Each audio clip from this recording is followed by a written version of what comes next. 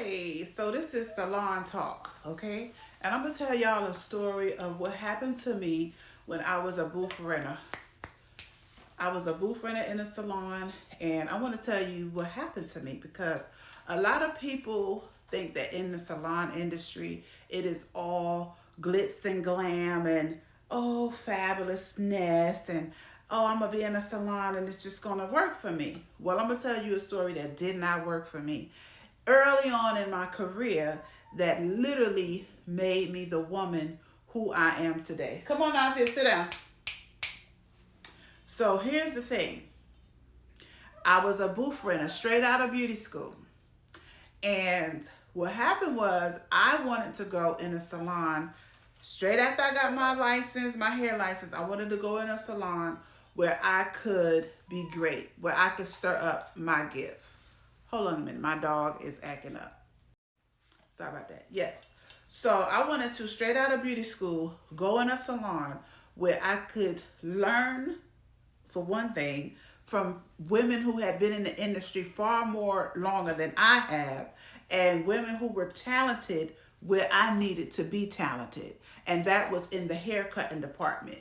One thing I asked God when I got out of beauty school, I said, Lord, I want to be able to do haircuts. I want people to bring me a book and I'll be like, okay, I got you. Without even just do the style in the book. Thank God he gave me the gift, but I didn't get it from that salon. So what happened was, this is a story of a bad salon owner. You're gonna run into one or two of these in your career, and just be careful. Just have hard, tough skin, and know that you are better than that. Okay, and get up out of there because you don't need to spend any of your time.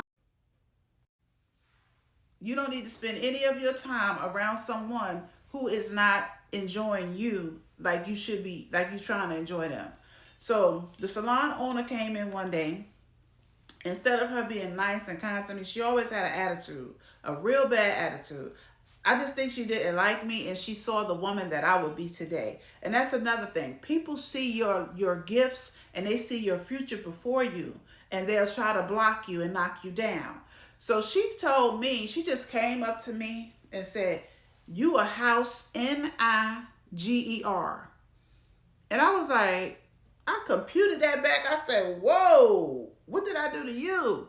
So I made up my mind at that point, that day, that I was going to leave this lady's shop and I wouldn't come back the next day. So when I left that day, I took all of my belongings with me.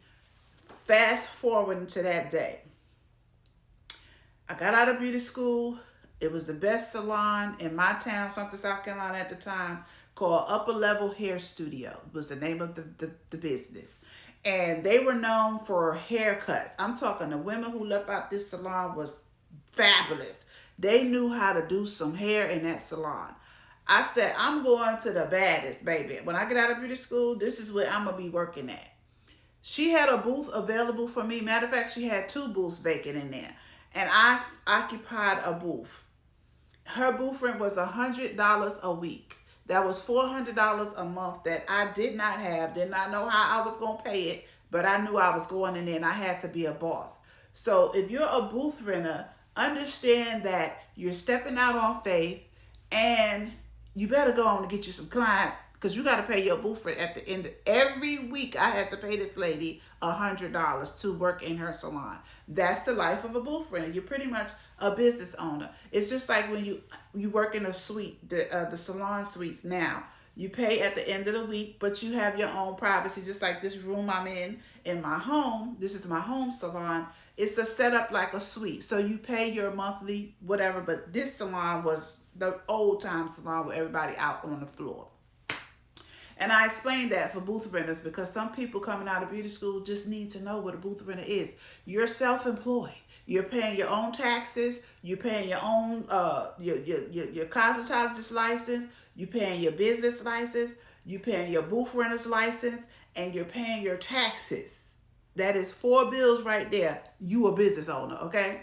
So you better get to start thinking about business. I needed to be a business owner because I had 2 small children to take care of, and they were just getting in kindergarten, and I needed, if someone called me, I couldn't be on a 9 to 5 where I could And no disrespect for the 9 to 5. Let me say that. I'm just saying for my situation, it wouldn't have worked because of how I was set up. So I needed to be self-employed. I needed it to work for me. So I was in this salon, and it was a young lady at the time named Eva. Eva was the most wonderful thing about that salon. I just wish she was the salon owner, because she had salon owner spirit. The salon owner had dislike spirit. You know, she was very mean, she was very attitudey, and she was not supportive.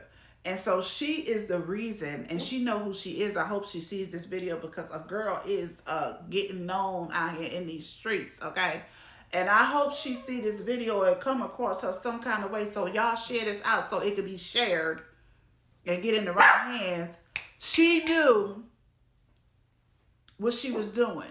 She saw the person who I am today. And I want to say to you, because if you see this, you know who you are. Because I already put your name of your salon out there, Upper Level Hair Studio.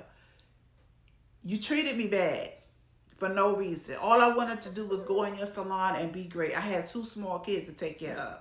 You came into the business with personal things. I don't know what, because I didn't even know you before this. But you treated me bad. Bad enough where I had to leave your shop abruptly and find another salon to be blessed in. But I want to say thank you, because that experience leveled me up to say, I don't want to be a salon owner like you. I want to be a salon owner that helps people, be a leader, a guidance, someone people can trust and say, I want to work with her.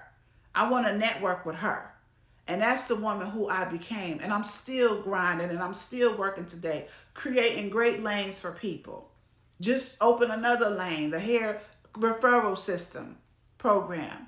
I'm forever creating lanes in the hair industry, and I will continue. And it was because of you. You were my first stop out of beauty school. And if I was weak, and I wasn't the determined woman that I am now, you would have crushed my entire career. But because I know whom I am and who I am, it didn't happen, thank God. I left your salon, and I continued on my hair successful journey. And these are stories that you don't hear a lot. People don't tell their stories, but I will be telling my stories. I will be telling all of my stories in 2025 about hair and life, so people can understand it's not going to be easy, but it will be worth it. I always dreamed of opening a beauty room in my home. I have one now. So it will be worth it later on. And I just want to give that hope to somebody like myself. Hang on in there. Hang on in there. You got this.